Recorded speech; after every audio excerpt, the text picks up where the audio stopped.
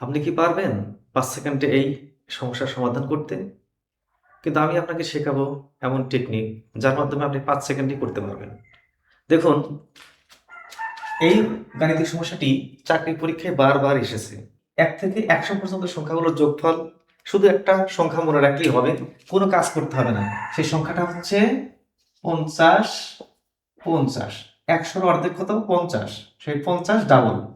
এটা মনে রাখলেই হবে, কারণ এখানে অঙ্ক কষার দরকার নেই, কারণ এই যোগফল বারবার এসেছে। শুধু সংখ্যাটা মনে রাখলেই চলবে। এখন যদি ওটা ব্যতীত এখন যদি এরকম বা এরকম ধারা আসে, সেক্ষেত্রে কি করবেন? যদি ১ করে বৃদ্ধি পায় এবং ১ থেকে শুরু হয়, সেক্ষেত্রে ঠিক এর মতোই করে এই এই অঙ্কটা যদি আসে, সেক্ষেত্রে আপনি কি করবেন? টেকনিকে যদি করেন, সেক্ষেত্রে শেষ সংখ্যাটা কত? ৪৯। তাহলে ৪৯ গুণ ৫০, ১ বেশি, ভাগ ২। এটা করলেই আপনার ফল বেরিয়ে আসবে। কাটাকাটি করলে এখানে ২৫, তার মানে ৪৯ গুণন ২৫, অর্থাৎ আমরা ফল পাবো ১২২৫। এটা কিন্তু খুব একটা বেগ পেতে হয় না। এখন এটার যদি বেসিক জানতে চান, কেন আমি এটা করলাম, সেক্ষেত্রে বেসিকটা হচ্ছে এরকম ধারার যোগফল বের করতে গেলে পদ সংখ্যা লাগে। এখন ১ থেকে শুরু হয়ে ৪৯ মানে ৪৯টাই পদ রয়েছে। এক্ষেত্রে শর্টকাটে সূত্রের মাধ্যমে করতে হলে আমাদের সূত্রটা হচ্ছে প্রথম পদ যোগ শেষ পদ গুণ পদ সংখ্যা